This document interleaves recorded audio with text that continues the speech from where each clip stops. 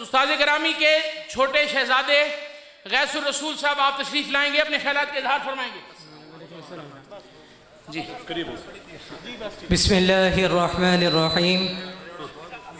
الحمد للہ وحدہ والصلاة والسلام على من لا نبی بعدہ وعلى آلہ وصحبہ اجمعین وبعد. آج اس غمناک اور اندوہناک موقع پر گفتگو کرنا سے ناچیز طالب علم کو زیب نہیں دیتا، لیکن میں آغاز اس شعر سے کروں گا جس کو قبلہ والد گرامی رحمۃ اللہ تعالی علیہ فرمایا کرتے تھے.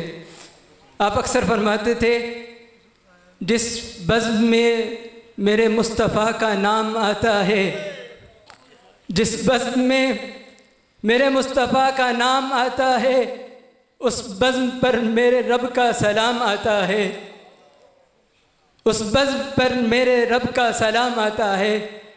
میں اپنی مشکلیں انہی سے کیوں نہ کہوں فردوسی، میں اپنی مشکلیں انہی سے کیوں نہ کہوں فردوسی، زمانے بھر کا جنہیں انتظام آتا ہے. اور میں یہ سمجھتا ہوں کہ آج وہ اپنی مشکلیں سنانے ان کے پاس پہنچ چکے ہیں، اپنی مشکلیں بیان کرنے کریم آقا علیہ السلام کی بارگاہ میں حاضر ہو چکے ہیں. صرف ایک بات میں عرض کر کے اجازت چاہوں گا. آپ اخلاص کا پیکر تھے، ساری زندگی آپ نے اخلاص کا درس دیا، صرف لفظی طور پر نہیں بلکہ عملی طور پر آپ اخلاص کا پیکر بنے رہے اور ساری زندگی اپنے طلباء کو اخلاص کا درس دیتے رہے. جب ہم جامعۃ الفردوس میں آ کر صرف کا پہلا سبق یاد کرتے ہیں کہ کسی بھی علم کو شروع کرنے سے پہلے 3 چیزوں کا جاننا ضروری ہے، تو ہمارے استاد گرامی فرمایا کرتے تھے کہ بیٹا 4 چیزوں کا جاننا ضروری ہے، اور چوتھی چیز وہ اخلاص ہے کہ اس علم کو کبھی دنیا کے لیے حاصل نہیں کرنا، اس علم کو کبھی دولت کمانے کا ذریعہ نہیں بنانا، اس علم کو دنیا کمانے کا ذریعہ نہیں بنانا. آپ کے اخلاص کی صرف ایک مثال عرض کروں گا.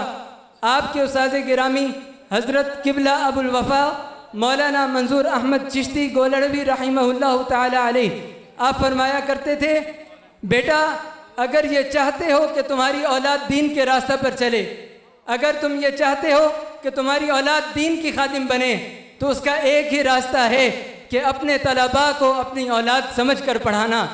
اور میں یہ سمجھتا ہوں کہ آج ہزاروں کی تعداد میں حاضر ہونے والے آپ کے تلاميذ اس بات پر گواہ ہیں کہ آپ نے کبھی اپنے سگے بیٹوں میں اور طالب علموں میں فرق نہیں کیا.